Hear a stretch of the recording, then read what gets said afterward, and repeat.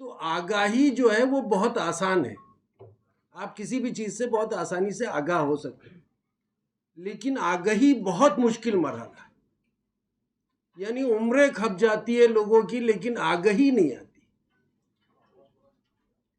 جیسے اردو شاعری میں استعمال ہوتا ہے خرد اور جنوں، تو جنوں جتنا مشکل ہے خرد بھی اتنا مشکل ہے۔ ایسی آگہی برسوں آپ پڑھیے، غور و خوض کیجئے، جو پڑھا اس کا تجزیہ کیجئے، اس کے بعد آپ جو ہے وہ اس منزل میں داخل ہوتے ہیں کہ شاید آگہی کی روشنی آپ کو نظر آئے، لیکن اس کی بھی کوئی ضمانت نہیں ہے۔ تو اتنا مشکل لفظ اور اتنا مشکل عنوان، تو میرے تو ہاتھ پاؤں پھول گئے جب میرے بھائی نے مجھے دعوت دی، لیکن چونکہ طلباء اور اساتذہ سے تعلق میرا رہتا ہے اور تعلیم میں دلچسپی ہے، بحیثیت طالب علم میں ایسی محفلوں میں جا کر کچھ سیکھنے کی کوشش کرتا ہوں، اس لیے میں نے جرأت کی کہ آپ کے سامنے آ جاؤں۔ اب یہاں پر میں نے درخواست کی کہ بھئی سب کا تعارف ہو جائے، تو تعارف کے ذریعے ایسی ایسی شخصیتوں کا جو ہے وہ سامنے آیا کہ بھئی ایسی ایسی شخصیتیں موجود ہیں، اب ان کے سامنے کیا بات کی جائے۔ تو میں جو ہے وہ اس وقت بھی تذبذب میں تھا، اب بھی تذبذب میں ہوں، لیکن چونکہ اس موضوع پر اس سے پہلے بھی کئی مرتبہ گفتگو کی ہے، اس لیے میں آپ کے سامنے حاضر ہوں، جو بھی ٹوٹے پھوٹے خیالات ہیں آپ کے سامنے پیش کرتا ہوں۔ دیکھیے ہم اساتذہ کے لیے بیٹھے ہوئے ہیں، اور اساتذہ کے لیے اگر کوئی مجھے مدعو کرے اور میں جو ہے وہ اس سے کہوں کہ صاحب آپ مجھ سے کیسی تقریر کروانا چاہتے ہیں، اساتذہ کے خلاف یا اساتذہ کی حمایت میں دونوں موضوعات پر بول سکوں گا، اور دونوں موضوعات کے ساتھ مکمل انصاف کروں گا دعوے کے ساتھ۔ لیکن یہ کہ معاملہ بین ہوتا ہے، یہ ایک مسئلہ ہے کہ اساتذہ کی ستائش کرتے ہوئے ان کو جو ہے وہ کچھ چیزیں بتانی ہوتی ہیں، ان کو تلقین کرنی ہوتی ہے، یہ بڑا مشکل مرحلہ ہے۔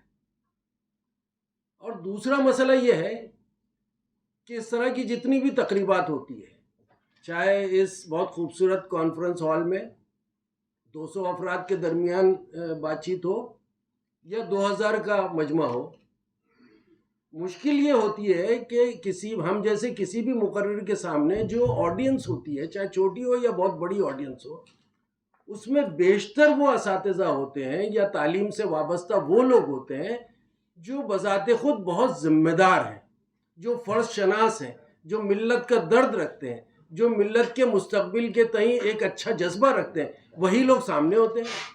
اب ان سے کیا بات کیجیے؟ میں نے کسی مجلس میں کہا تھا کہ بھئی ایسے لوگوں کو لائیے جو اپنی راہ سے بھٹکے ہوئے ہیں، جو کام چوری کرتے ہیں، جو ناکارہ ہیں، جو اپڈیٹ نہیں رہتے ہیں، جو کلاس روم میں وقت گزاری کرتے ہیں، ایسے لوگوں کو لائیے تو ان سے بات کرنے میں لطف بھی آئے گا۔ آپ تو سب ذمہ دار اور فرض شناس لوگوں کو لا کر بٹھا دیتے ہیں، تو ان سے کیا بات چیت کی جائے؟ تو یہ دوسرا مسئلہ ہے، اور یہ مسئلہ جو ہے میں یہاں بھی دیکھ رہا ہوں کہ یہاں بھی ایسے افراد الحمدللہ ایسی شخصیات موجود ہیں جن سے جو خود بذات خود انلائٹنڈ ہے، بہت کچھ جانتے ہیں، تو یہاں پر ایکسچینج آف تھاٹ ہو سکتا ہے میرے خیال میں اپنی طرف سے کوئی بات نہیں کہوں گا آپ سے۔ میں جب آ رہا تھا ٹیکسی میں غور کر رہا تھا کہ ایک ایڈیٹر میں اور ایک ٹیچر میں کیا فرق ہوتا ہے۔ بہت ساری چیزیں نظر آئیں، بہت ساری مماثلتیں ہیں، ایک جیسا ہے معاملہ، لیکن کچھ چیزیں مختلف بھی ہیں۔ لیکن سب سے زیادہ مختلف چیز جو ہے وہ یہ ہے کہ ہمارے سرفراز صاحب بھی موجود ہیں یہاں پر، وہ اس بات سے، اور ہمارے فاروق سید صاحب بھی موجود ہیں، وہ اس بات سے اتفاق کریں گے کہ اخبار میں ایڈیٹر کا جہاں پر نام ہوتا ہے وہاں پر اس کے نام کے آگے لکھا ہوتا ہے کہ press and registration of books act 1867 کے تحت خبروں کے ذمہ دار۔ پھر سے پڑھوں، آپ کے ذہن میں ہے، یہ جو ہے وہ لائن روزانہ چھپتی ہے نام کے ساتھ ایڈیٹر کی، یعنی 1867 کے فلاں فلاں ایکٹ کے تحت خبروں کے ذمہ دار۔ اب ہم کون ہیں؟ ایڈیٹر حضرات جو ہیں وہ اخبار کے معمار ہیں، وہ قوم کے معمار نہیں ہیں، لیکن ان کے ساتھ یہ قانونی شق لگی ہوئی ہے کہ وہ خبروں کے ذمہ دار ہیں.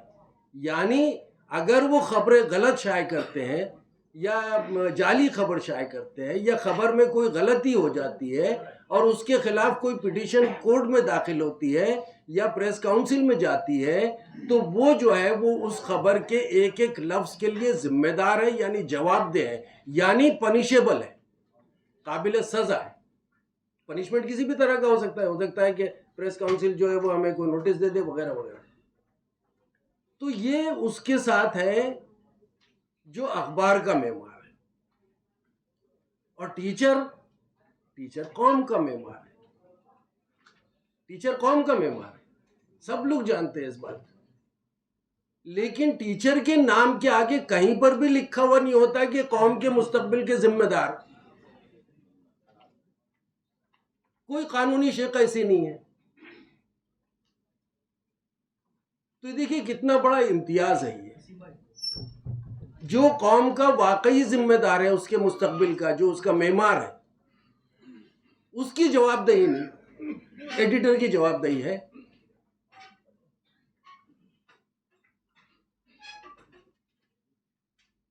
تو یہ فرق ہے جس کی وجہ سے، جبکہ ایڈیٹر اور ٹیچر کے یہ ڈیفرنس کے حوالے سے میں بتاؤں کہ ہمارے نام کے ساتھ یہ قانون لگا ہوا ہے، جبکہ ہماری تنخواہ حکومت نہیں دیتی،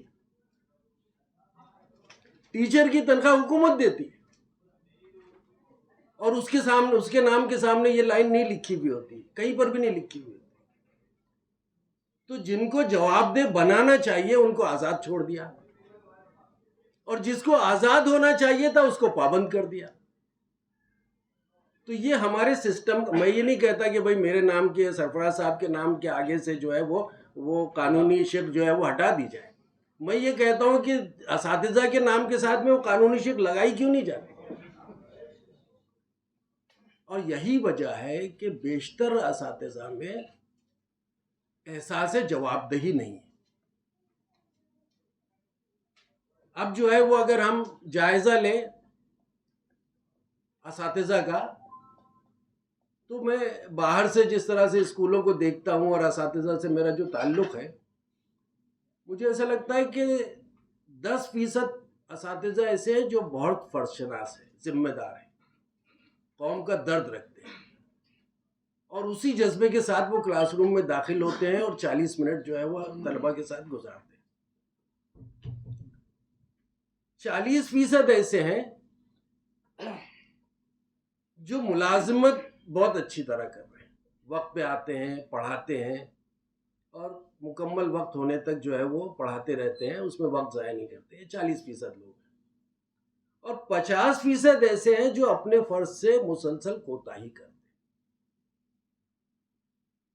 ہم لوگ جب اساتذہ کی محفل میں جاتے ہیں تو ہم وہ پہلے 10% لوگوں سے بات کرتے ہیں، and that is in my opinion waste of time. یا پھر اس میں جو ہے وہ دیگر 40% لوگوں کو شامل کر لیا جاتا ہے، again that is not very fruitful. وہ 50% کو جو ہے وہ آڈینس بنانے کی ضرورت ہے، اور انہی 50% کو جو ہے وہ اسکول انتظامیہ بھی اپنے پاس بلائے، ان کو اصل میں انفارم کرنے کی، ان کو سمجھانے کی، ان میں بہتری لانے کی، ان میں اخلاص لانے کی جو ہے وہ سخت ضرورت ہے. اور یہ نہیں ہوتا. دیکھیے حالات بدل رہے ہیں اور مسلسل بدل رہے ہیں، اور کب ایسے حالات نہیں تھے. آج ہم جس طرح کے یعنی مشکل حالات کا ذکر کرتے ہیں اپنی محفلوں میں، یا ان حالات کو دیکھ کر کڑھن میں مبتلا ہوتے ہیں، تشویش میں مبتلا ہوتے ہیں، ویسے حالات جو ہے وہ اس سے پہلے بھی تھے. 30 برس پہلے بھی تھے، 50 برس پہلے بھی تھے، 75 برس بھی تھے تقسیم ہند کے بعد کے واقعات. تو تقسیم ہند سے اگر لیں، یعنی آزادی جب ہم کو ملی تھی، تو اس کے بعد جس طرح کے حالات تھے ان میں جو ہے وہ قوم نے بہت کچھ سوچا اور بہت سے اقدامات کیے. لیکن اس کا جو ہے وہ کوئی خوشگوار نتیجہ جو ہے وہ دکھائی نہیں دیتا. آپ کہیں گے کہ بھئی یہ فلاں چیز ہو گئی، اتنے کالجز بن گئے، اتنے اساتذہ آ گئے، طلباء کی جو ہے وہ شمولیت بڑھ گئی، اسکول جانے والے طلباء بڑھ گئے. یہ ساری چیزیں ہوئی ہیں اور یہ تو نیچرل فلو میں ہونا ہی تھا. لیکن قوم کو، پوری قوم کو ایک ڈائریکشن دینا ہے، ایک سمت دینا ہے، ایک رہنمائی کرنا اس کی، یہ کام نہیں ہوا. اور اس کی آج بھی ضرورت ہوتی. یعنی بابری مسجد کی شہادت کے بعد اس قوم نے فیصلہ کیا کہ بھئی ہماری پسماندگی کی وجوہات کیا ہے، اور اس میں سر فہرست یہ تھا کہ بھئی تعلیم میں پسماندگی ہماری سماجی اور معاشی پسماندگی کا سبب بن رہی ہے. چنانچہ تعلیمی پسماندگی کو دور کرنے کی ضرورت ہے. اور 92 کے بعد سے آپ دیکھ رہے ہیں کہ مسلسل تعلیمی ادارے قائم ہو رہے ہیں، تعلیمی جلسے ہو رہے ہیں، انعام، جو اچھے طلباء ہیں ان کو انعام دیا جا رہا ہے، موٹیویشنل اسپیکرز کا چلن پیدا ہوا، خاص جلسے اس کے لیے منعقد ہو رہے ہیں، ایس ایس سی کے لیے جو ہے وہ مطلب ان کو رہنمائی دینے کے بہت سارے، اسی طرح سے تعلیمی تنظیمیں بہت ساری آ گئی. یہ 92 کے بعد سے ہوا. لیکن آج بھی ہم جو ہے وہ اس موضوع کے لیے یہاں پر بیٹھے ہوئے ہیں جبکہ اس کی ضرورت نہیں تھی. اس کا مطلب یہ کہ اب تک کے جتنا کام ہوا اس کا بہت زیادہ فائدہ قوم کو نہیں ملا. تو یہ تو تشویش کی بات ہے. تو اس بات کی کیا ضمانت ہے کہ آج جو کام ہو رہا ہے اس کا کوئی خوشگوار نتیجہ ہوگا اور آئندہ دیکھنے کو ملے گا؟ ہمیں مایوس نہیں ہونا چاہیے. لیکن یہ سوال تو پیدا ہوتا ہے نا کہ بھئی ہمارے ہاں سر سید نے قوم کو جگایا، اقبال نے قوم کو جگایا، حالی نے قوم کو جگایا، اسی طرح سے اور بہت سارے دانشوران ملت پیدا ہوئے جنہوں نے قوم کو جگانے کی کوشش کی. لیکن قوم جاگی کیا؟ نہیں جاگی. اب یہ کہ آپ ابھی پچھلے 9 برسوں میں جس طرح کی صورتحال ہے اس میں اکثر ایسا ہوتا ہے کہ کوئی صاحب جو ہے وہ میرے دفتر میں فون کرتے ہیں بہت ڈسپریٹ ہو کر کہ صاحب یہ ان حالات کے بارے میں سوچتا ہوں تو مجھے خوف ہوتا ہے، مجھے جو ہے وہ مایوسی ہونے لگتی ہے اور میں بہت زیادہ مایوس ہو کر جو ہے پریشان ہو جاتا ہوں وغیرہ وغیرہ. یا خطوط موصول ہوتے ہیں، ایک طرح کی ڈپریشن کی کیفیت. ابھی جب درمیان میں بہت زیادہ بلڈوزر وغیرہ چل رہے تھے تب بھی ایسا ہوا. تو حالات تو ایسے ہیں اور خدا نخواستہ اور خراب ہو سکتے ہیں. ناندیڑ کے شاید آئی ٹی آئی کے جلسے میں ایک استاد نے مجھ سے کھڑے ہو کر پوچھا تھا کہ سر یہ جس طرح کے حالات پیدا ہو گئے ہیں سیاسی اور سماجی، اس سے باہر نکلنے کا طریقہ کیا ہے؟ میں نے کہا باہر نکلنے کا طریقہ تو ہم مل جل کر بعد میں کھوجیں گے. پہلے آپ ان حالات کو 10 گنا بڑھا کر کے سوچیے کہ اگر خدا نخواستہ 10 گنا بڑھے اور زیادہ سنگین حالات پیدا ہوئے تب آپ کیا کریں گے؟ تب آپ کیسے نکلنے کی کوشش کریں؟ تو یہ مسئلہ ہے. اب جو ہے وہ اگر آپ سیاسی طور پہ بے اثر ہو گئے ہیں، معاشی طور پہ خستہ حال پہلے سے تھے، تعلیمی اعتبار سے پسماندہ پہلے بھی تھے اور بڑی حد تک آج بھی ہیں،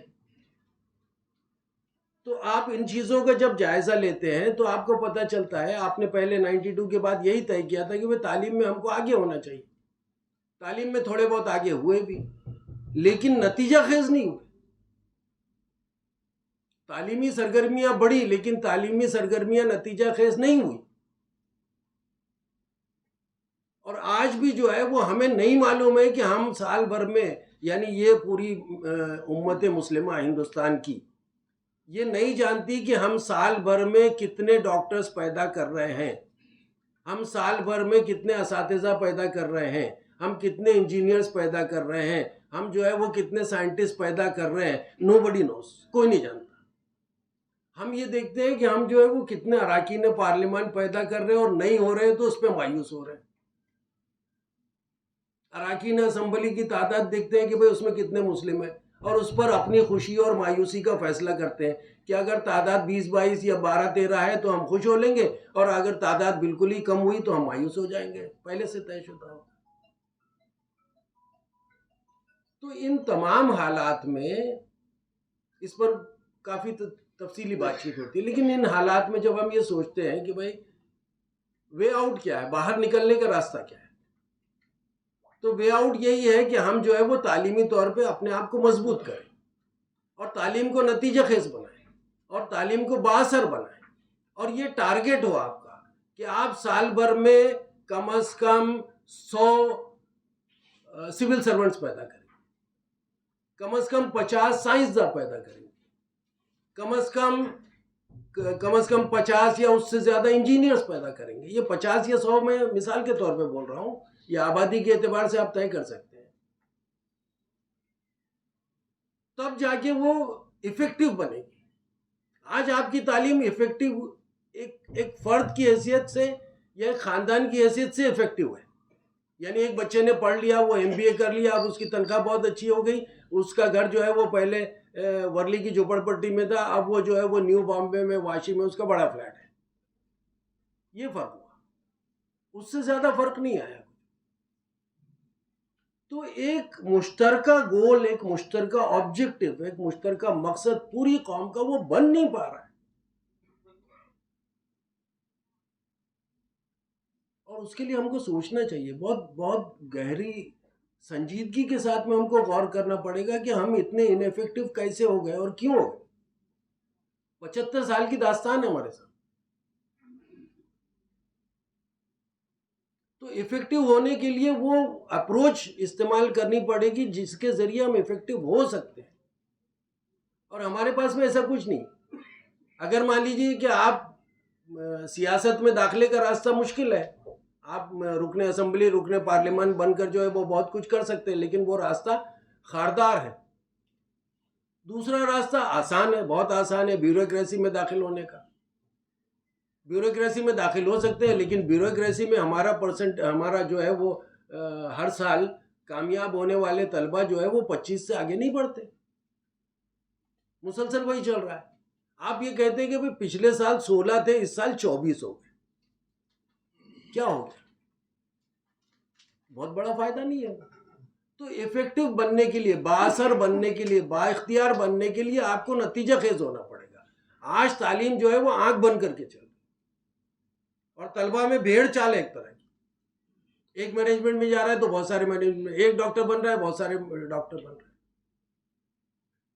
تو یہ جو بات میں کہہ رہا ہوں اور جو آپ بھی محسوس کرتے ہوں گے, اس کا ذہن کیسے بنے گا؟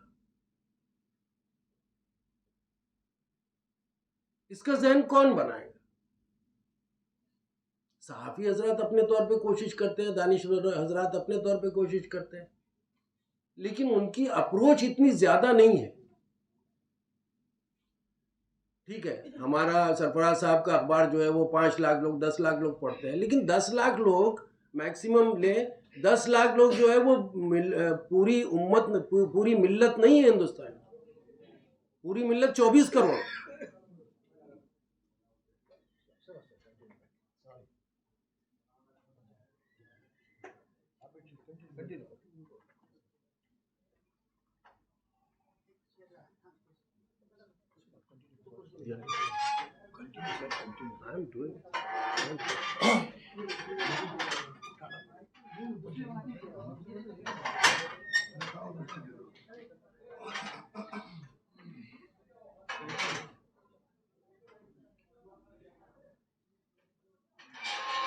تو آپ کا کمیونیکیشن جو ہے وہ قوم سے, ہمارا کمیونیکیشن ہے, صحافیوں کا ہے, دانشوروں کا ہے, شاعروں کا ہے, ادیبوں کا ہے, لیڈرز کا ہے.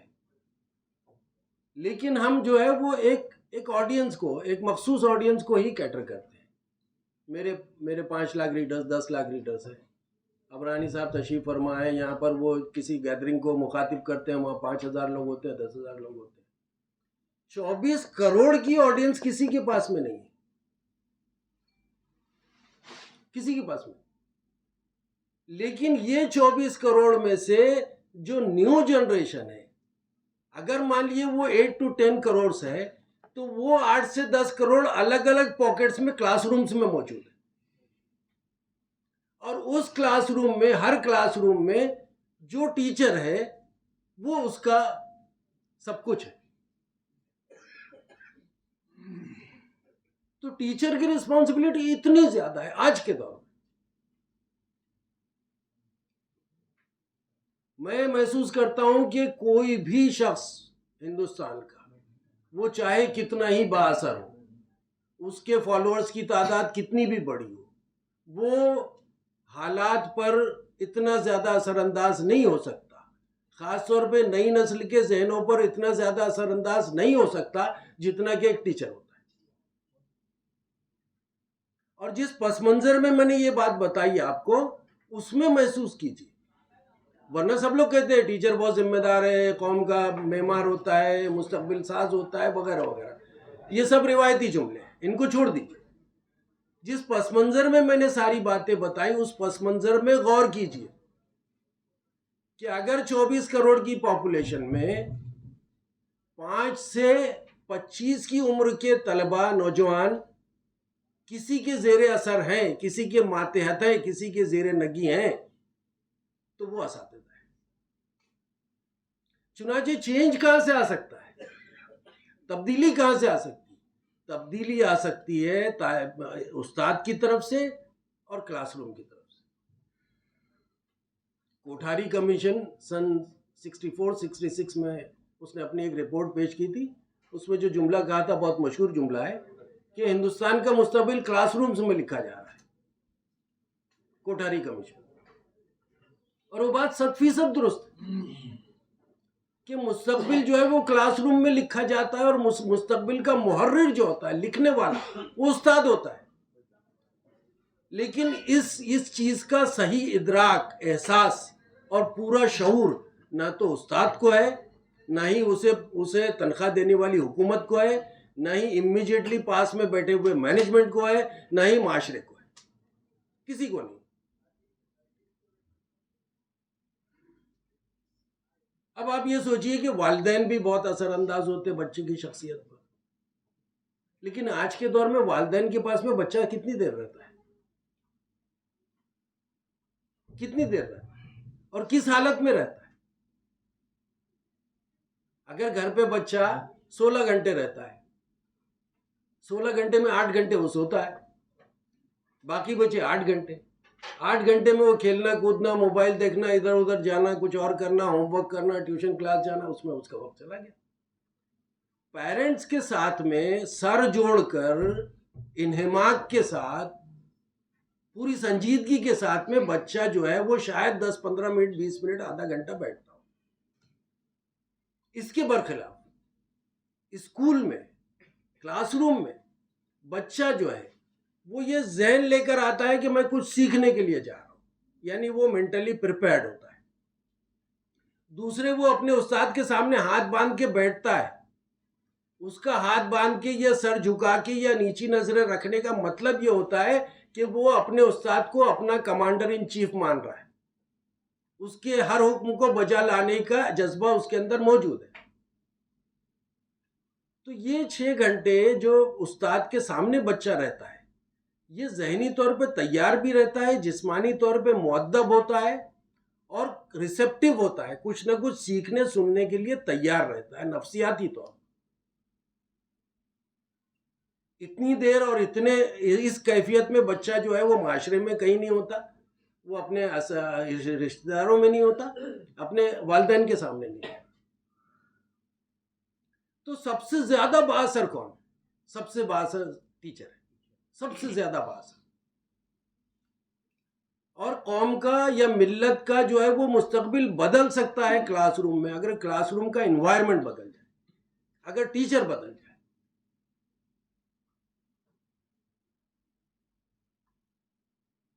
اب یہ کہ ٹیچر جو آتا ہے، میں ٹیچر کو بہت زیادہ مورد الزام نہیں ٹھہراتا، اس لیے کہ جو اساتذہ ہیں بیچارے، ان کے گلے میں رسی باندھ دی گئی ہے اور ان کو اس رسی کو کھونٹے سے باندھ دیا گیا ہے۔ آپ کے سامنے یہ نصاب ہے، یہ آپ کو پڑھانا ہے۔ یہ کوسچن پیپر اس طرح کا آتا ہے، ماڈل کوسچن پیپر آپ کو دے دیا جائے گا، آپ کو اتنے جو ہے وہ ایکسپیریمنٹ کرانے، اتنے یہ ساری چیزیں، اتنے آپ کو کیا کہنا ہے، پروجیکٹس تیار کرنے وغیرہ وغیرہ۔ تو وہ مطلب ساری چیز آپ سمجھ لیجئے، میں نے گردن میں رسی اور کھونٹا بتا دیا آپ کو۔ اب صاحب یہ کہ اساتذہ کے پاس میں اتنا موقع نہیں ہے کہ وہ کچھ اور کریں، نصاب کے علاوہ کچھ کریں. تو میں اساتذہ سے بہت عاجزی کے ساتھ درخواست کرتا ہوں کہ صاحب اگر مان لیجئے کہ میں 40 منٹ کے لیے کلاس میں جا رہا ہوں تو میں تمام 40 منٹ جو ہے وہ اس کھوٹے کو اور اس پھندے کو گلے میں جو ہے وہ برداشت کروں گا. لیکن اس میں کوئی ایک لمحہ میں ایسے نکال لوں گا جس میں طلبہ کو چھیڑ دوں، ان کی نفسیات کو چھیڑ دوں، ان کے ذہن کو چھیڑ دوں، ان کے دل کو چھیڑ دوں، اور پھر بچہ کلاس کے بعد میں میرے پاس میں آئے اور مجھ سے کہے کہ سر وہ آپ نے فلاں جو بات کہی تھی وہ کیا تھی. ہم آپ کی مجبوریوں سے، آپ پر جو عائد پابندیاں ہیں اس سے جو ہے وہ انکار نہیں کرتے. ہم صرف یہ توقع کرتے ہیں کہ آپ بچے میں ایک اسپارک پیدا کریں. اور یہ آسان کام ہے، کوئی مشکل کام نہیں ہے. آپ جو ہے وہ انگریزی پڑھانے جا رہے ہیں تو آپ انگریزی ہی پڑھا رہے ہیں نا. گورنمنٹ تھوڑی آپ سے پوچھنے والی ہے، یہ مینجمنٹ تھوڑی پوچھنے والا ہے کہ بھئی آپ انگریزی کے علاوہ اردو کیوں پڑھا رہے ہیں. انگریزی ہی پڑھا رہے ہیں. انگریزی میں بچے سے پوچھئے کہ بھئی انگریزی زبان کا سب سے طویل لفظ،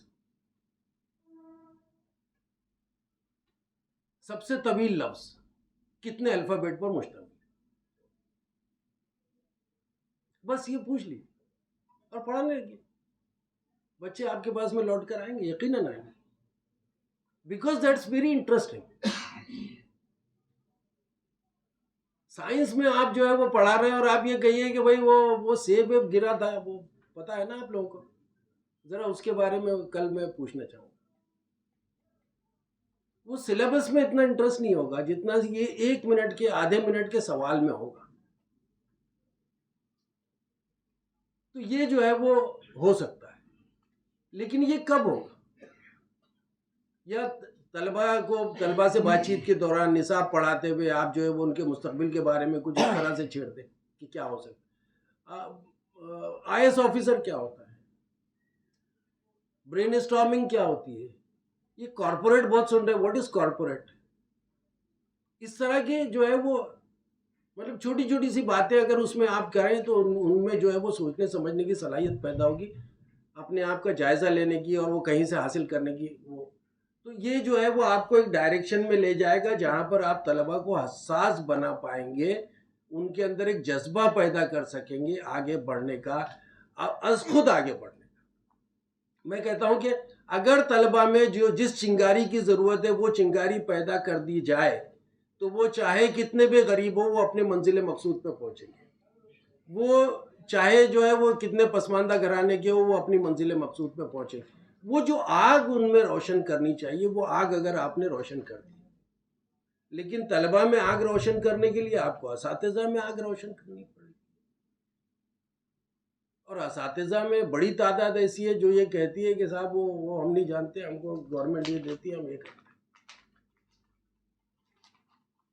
تو ہم سب کو جو ہے یہ سارے مسائل، یہ ہرڈلز تو رہیں گے، ہم سب کو مل جل کر یہ کوشش کرنی چاہیے کہ ہم اساتذہ پر اثر انداز ہوں، ان کی خدمات کا اعتراف کرتے ہوئے ان سے کہیں کہ بھائی آپ اس قوم کو، آپ ہی مائی باپ ہو اس قوم، آپ ہی اس قوم کو ڈائریکشن دے سکتے ہیں. اور آپ کی تربیت سے فیضیاب ہو کر جو نسل کل عملی زندگی میں آئے گی وہ یقیناً بہت اچھے فیصلے کر سکتی ہے قوم و ملت کے تعلق سے. یہ چیز جو ہے وہ اگر ہم مل جل کر یہ احساس اگر اساتذہ میں پیدا کر دیں تو میں سمجھتا ہوں کہ ہم جو ہے وہ کسی خوشگوار تبدیلی کی امید کر سکتے ہیں. ورنہ ہم جو ہے وہ جلسے منعقد کرتے رہیں گے، تقریریں ہوتی رہیں گی، تقریروں کی تعریفیں ہوتی رہیں گی، اور یہ سارا سلسلہ چلتا رہے گا جو برسوں سے چل رہا ہے، آئندہ بھی خدا نہ خواستہ چلے گا. ہم کو جو ہے وہ ہر کام میں، ہر اچھے کام میں جو ہم کر رہے ہیں نتیجہ خیز ہونے کی کوشش کرنا چاہیے، اور آگے بڑھ کر ہمیں یہ دیکھنا چاہیے کہ ہم نے کیا نتیجہ حاصل کیا، نتیجہ ہمارا کتنا خوشگوار ہے، کتنا خوشگوار نہیں ہے. جب تک کہ ہم یہ نہیں کریں گے میں سمجھتا ہوں کہ بہت زیادہ کارآمد اپنے اوقات کو نہیں کر پائیں گے. میرے پاس یہ چٹھی آ گئی ہے اس لیے میں اپنی گفتگو کو مختصر کرتا ہوں. بہت بہت شکریہ.